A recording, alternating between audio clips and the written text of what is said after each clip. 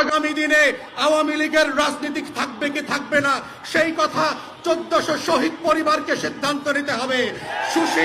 কোন সুশীল উপদেষ্টার কথায়, কোন শাশুড়ির কথায়, দিল্লির কথায় সেই সিদ্ধান্ত হবে না।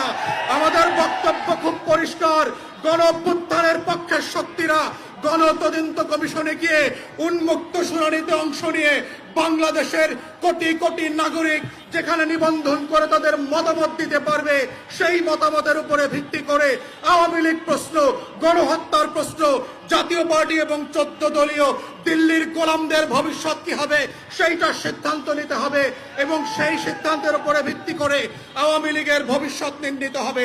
এই প্রস্তাব দেবার 7 মাস 8 মাস পেরিয়ে গেলে পরে আমরা দেখতে পাচ্ছি জুলাই গণহত্যা নিয়ে কোনো উচ্চবাচ্য করবার আয়োজন দেখতে পাচ্ছি না।